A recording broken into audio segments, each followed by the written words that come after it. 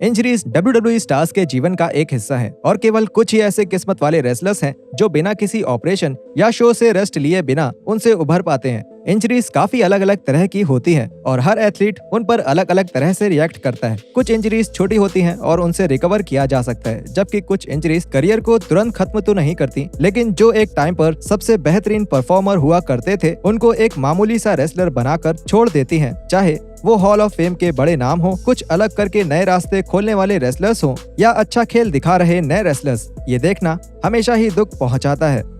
मैं हूं Adam पचीटी कल्टहॉलिक wrestling से और ये हैं 10 WWE स्टार्स जो इंजरी के बाद पहले जैसे नहीं रहे। तो चलिए शुरू करते हैं। Number 10, Brian पिलमैन। मिड 90s में ब्रायन पिलमैन ने रेसलिंग की दुनिया को अपने काबू में कर रखा था। उनके विवादों से घिरे लूज कैनन कैरेक्टर ने उन्हें सबकी नजरों में चढ़ा रखा था और इससे उन्हें WWE के साथ एक बहुत ही फायदेमंद कॉन्ट्रैक्ट मिला। लेकिन इससे पहले कि वो ऑफिशियली विंस मैकमैन की कंपनी के साथ शुरुआत कर पाते, पिलमैन के रिंग करियर में एक बड़ी रुकावट आ गई जब उनका एक कार एक्सीडेंट हो गया और उनकी एंकल चकनाचूर हो गई। अपने करियर के सबसे अच्छे समय में फ्लाइन ब्रायन रेसलिंग के सबसे जोशीले और शानदार खिलाड़ियों में से एक थे। खतरों से भरी मिली जुली स्टाइल के सबसे पहले इस्तेमाल करने वाले लोगों में से ब्रायन भी एक थे, जो जल्द ही फैशन बन गई। हालांकि एक्सीडेंट के बाद पिलमैन चल पा रहे थे, यही बहुत था। दौड़ना कूदना और गिरना तो बहुत दूर की बात थी और डॉक्टर्स को उनके एंकल को एक ही जगह पर साथ जोड़ना पड़ा। पुराने WCW टैग टीम चैंपियन इसके बाद भी WWE में शामिल हुए और अपनी हालत की गंभीरता को कम दिखाने की कोशिश की, लेकिन जिसने भी उन्हें दर्द से लड़ने की कोशिश करते देखा वो बता सकता था कि पिलमैन अपना बेस्ट नहीं दे पा रहे थे। साफ दिख रहा था कि हर एक मूवमेंट से उन्हें बहुत ज्यादा दर्द हो रहा था और अपनी आंखों के सामने उनका इस तरह से नीचे आना देखना बहुत ही निराशाजनक था, वो भी महज 35 साल की उम्र में उनकी अचानक हुई मौत से कुछ महीने पहले। Number 9, Paul Orndorff. खतरनाक लंबे चौड़े शरीर के जमाने में पॉल ऑन्डोफ ने सबसे शानदार खिलाड़ियों में से एक के तौर पे अपनी पहचान बनाई। उनके बड़े बड़े बाइसेप्स रिंग में उनके टैलेंट के साथ मेल खाते थे और उनके पास दर्शकों में जोश भर देने का बेहतरीन हुनर था, जिसने उन्हें 1980 के बीच हल्क होगन के लिए एकदम सही विरोधी बना दिया। मिस्टर वंडरफुल और हल्कस्टर ने अपने झगड़े को लेकर रिकॉर्ड तोड़ कारोबार किया, लेकिन पैसों की बारिश से भरे उन दिनों की कीमत ऑन्डोफ को अपने शारीरिक नुकसान से चुकानी पड़ी। एक वेट लिफ्टिंग के दौरान हुए एक्सीडेंट से हाथ में लगी चोट को ठीक होने का समय देने के बजाय ऑन्डोफ ने काम करना जारी रखा और टेरिबल टेरी के साथ अपना प्रोग्राम किया। नतीजा ये हुआ कि उनकी चोट बद से बदतर हो गई और ऑन्डोफ का हाथ कमजोर हो गया, जिससे उन्हें सेमी रिटायरमेंट लेना पड़ा। एक लंबे समय के बाद वो WCW के लिए रिंग में लौटे तो जरूर, लेकिन अब वो पहले की तरह वो रेसलर नहीं थे जिसके होगन के साथ मुकाबले के समय पूरे के पूरे स्टेडियम की सारी टिकट्स बिक जाती थी। मुझे गलत मत समझना, वो अभी भी बहुत शानदार लग रहे थे और वो अभी भी ज्यादातर रेसलर्स को चप्पल पहनकर ही धूल चटा सकते थे। ये बात कोई वेडर से पूछ सकता है, लेकिन फिर भी अब वे पहले जैसे शानदार परफॉर्मर नहीं रहे थे और इसलिए वे कभी मिड कार्ड से ऊपर नहीं बढ़ पाए। 1999 में हुई नेक इंजरी ने आखिरकार उन्हें हमेशा के लिए रिंग से बाहर कर दिया। Number 8, Candice Michel.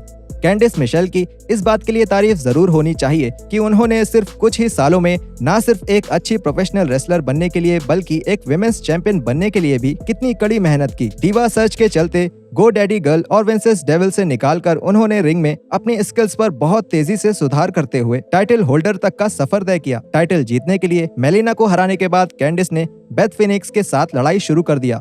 ग्लैमसन के खिलाफ मिशेल पहले से काफी बेहतर दिख रही थी और अपने खेल को एक और लेवल ऊपर करती दिखाई दी। हालांकि 22 अक्टूबर 2007 को रॉ के एपिसोड में फिनिक्स के साथ एक 2 आउट ऑफ 3 फॉल्स मैच के दौरान कैंडिस के करियर को एक बड़ा झटका लगा।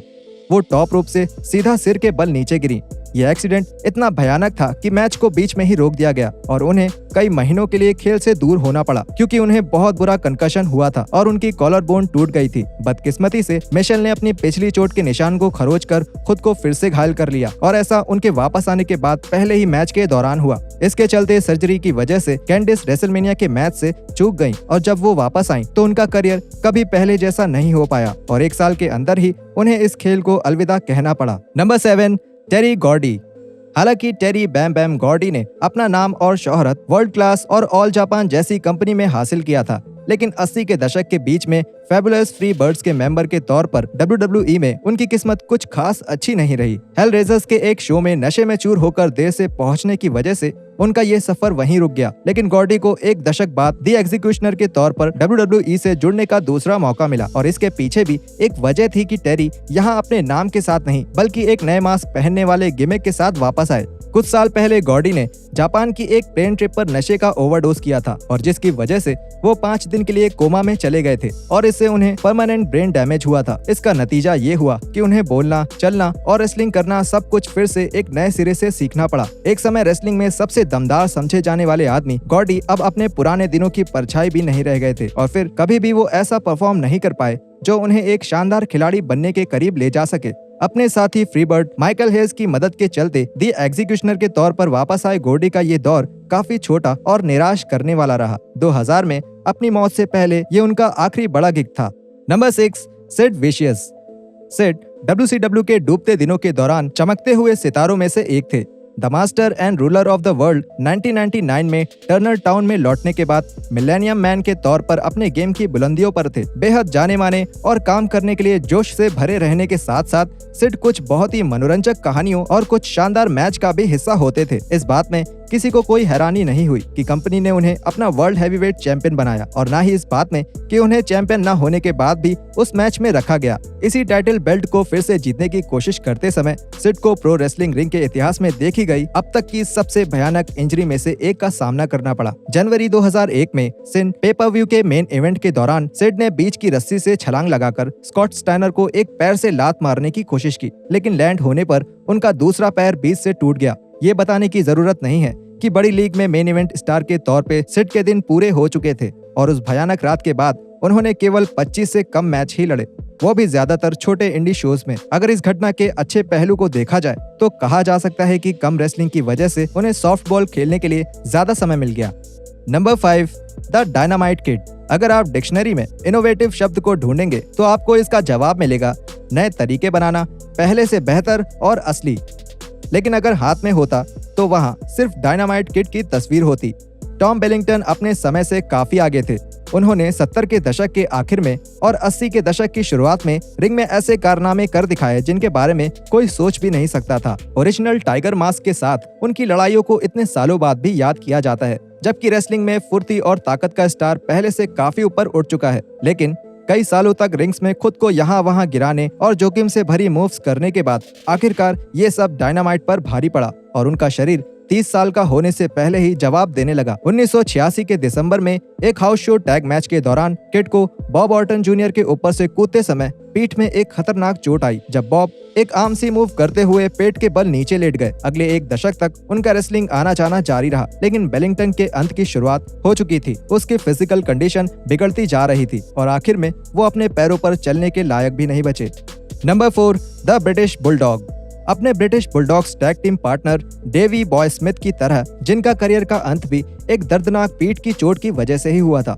स्मिथ WCW के 1998 के फुल ब्रॉल पे-पर-व्यू के पहले मैच में जिम नाइटहार्ट की टीम में थे, जब उन्हें एलेक्स राइट ने बैकड्रॉप मारा था और वो अजीब तरह से मैट पर गिरे। असल में वो रिंग में नहीं थी जिस पर वो गिरे थे।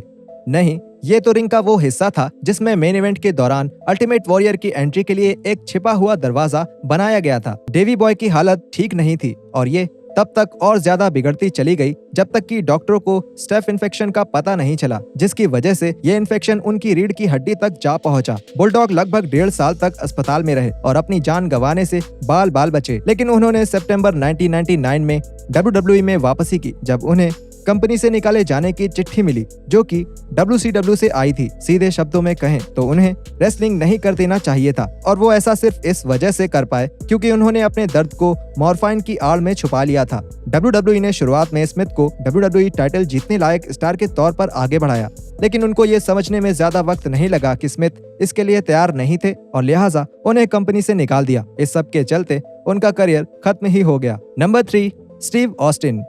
स्टीव ऑस्टिन का रेसलिंग में सबसे लोकप्रिय नाम बन जाना वो भी तब जब उन्हें एक ऐसी चोट लगी थी जो शायद उनके रेसलिंग करियर को खत्म कर सकती थी। ये बात अपने आप में उनके बारे में काफी कुछ बताती है। टेक्सास रेटलस्नेक काफी जाने माने रेसलर थे और उनकी लोकप्रियता तब तक बढ़ती जा रही थी जब तक कि ओवेन हार्ट ने उन्हें सिट आउट टूम्बस्टोन पाइल ड्राइव नहीं मार दिया और ये मैच समर स्लैम 1997 में हुआ था। ऑस्टिन ने कुछ महीनों के आराम और रिहैब के बाद वापसी तो कर ली, लेकिन अगर उनकी टूटी गर्दन की बात करें तो इसमें अभी भी समस्या बनी हुई थी। हालांकि अपनी स्टाइल में ज्यादा लड़ाई करके और गिरने और टकराने को कम करके स्टोन कोल्ड इन समस्याओं को कुछ समय के लिए टालने और साल 1999 के अंत में एक सर्जरी के लिए जाने को मजबूर होने से पहले एक रिकॉर्ड सेटिंग रन का मजा लेने में सफल रहे। फ्यूजन सर्जरी ने उन्हें पूरे साल में काफी लंबे समय के लिए खेल से बाहर रखा और जब उन्होंने वापसी की तो ऐसा लगा जैसे कभी कुछ हुआ ही ना हो। लेकिन आखिरकार उनकी कमजोर हो चुकी गर्दन ने उनका साथ छोड़ दिया, जिसके चलते उनका फुल टाइम इन करियर का अंत हो गया। ऑस्टिन इतने शानदार थे कि वो अपनी मजबूरियों से आगे निकलकर परफॉर्म करना जानते थे, लेकिन चोट लगने से पहले और बाद के उनके स्टाइल में जमीन आसमान का अंतर था। Number 2, Christopher Nowinski. Christopher Nowinski top 3 में जगह बनाकर टफ इनफ का पहला सीजन जीतने के बहुत करीब पहुंच गए थे, लेकिन फिर भी उन्हें WWE के स्टारडम को पाने का मौका मिला जब कंपनी ने उनके सामने डेवलपमेंटल डील का ऑफर रखा। उनके एथलेटिक बैकग्राउंड, हार्वर्ड से की गई पढ़ाई और WWE smash hit MTV show की वजह से चर्चा में आने के कारण उनके पास सफल होने का पूरा मौका था। इसीलिए WWE ने टीवी के मेन रोस्टर पर उनकी शुरुआत कर दी, वो भी उनके ट्रेनिंग में 1 साल से भी कम समय बिताने पर। यह दिखाता है कि उनमें टैलेंट कितना ज्यादा था और वो कितनी तेजी से रेसलिंग को समझ रहे थे। लेकिन नोविन्स्की को ये जानने में बहुत देर नहीं लगी कि एक WWE स्टार होने के क्या क्या नुकसान हो सकते हैं, खास करके अगर बात इंजरीज की हो। अपने करियर के पहले कुछ महीने में ही उन्हें बहुत बार कंकशन की समस्या हुई, जिनमें से सबसे खतरनाक थी 2003 के रॉयल रंबल में लगी चोट, जब एज और Rey Mysterio double missile drop kick को गलत तरीके से कर बैठे और रेटेड आर सुपरस्टार सीधे नोविन्स्की के चेहरे पर गिर गए। हालांकि उन्होंने अपने दर्द को काफी हद तक छिपाने की कोशिश की और फाइट को जारी रखने की पूरी कोशिश की, लेकिन पूरे 1 साल तक पोस्ट कंकशन सिम्टम्स से जूझने के बाद उन्हें अपने करियर से रिटायर होने के लिए मजबूर होना पड़ा। WWE में करियर के बाद उन्होंने अपना जीवन कंकशन से जुड़ी समस्याओं पर रिसर्च करने और इसके बारे में जागरूकता बढ़ाने के लिए लगा दिया। Number 1, Scott Steiner. 2002 के अंत में स्कॉट स्टाइनर ने WWE में वापसी की, जिसका हर किसी को बेसब्री से इंतजार था। बिग पापा पंप कंपनी के साथ उनके पहले दौर से काफी अलग थे और WCW के आखिरी समय के दौरान अपने लुक्स, स्टाइल और एटीट्यूड को बिल्कुल बदल चुके थे। ये पुराने वर्ल्ड हैवीवेट चैंपियन किसी तरह हमला करने के लिए नहीं आए थे और उनका guaranteed AOL time Warner contract पूरा होने के बाद उन्हें पूरा 1 साल लग गया और तब उन्होंने WWE के साथ कॉन्ट्रैक्ट करने का फैसला किया। हालांकि इसका कारण भी जायज था, क्योंकि स्टाइनर पूरी तरह से फिट नहीं थे। उनकी वापसी से लगभग 6 महीने पहले से ही इस बात का पता चला था कि बिग बैड बूटी डैडी को ड्रॉप फुट सिंड्रोम की समस्या है, जिसकी वजह से उनका बायां पैर बेकार हो चुका था। वैसे तो स्टाइनर को अपने लंबे करियर के दौरान बहुत बार चोटें लगी थी, लेकिन इस बार उनके लिए इस चोट से उभरना बहुत मुश्किल था। World heavyweight champion triple H के साथ लगातार उनके बेहद खराब परफॉर्मेंस वाले मैच के दौरान कोई भी इस बात को साफ साफ देख सकता था और इसने उनके करियर के आगे बढ़ने की किसी भी उम्मीद को खत्म कर दिया था। जेनेटिक फ्रीक की परफॉर्मेंसेस इतनी खराब हो गई थी कि WWE ने उन्हें मैच खिलाने के बजाय घर बैठे पैसे देना शुरू कर दिया और उनके कंपनी से निकाले जाने के बाद हुई सर्जरी के बाद ही उनकी स्थिति बेहतर हो पाई।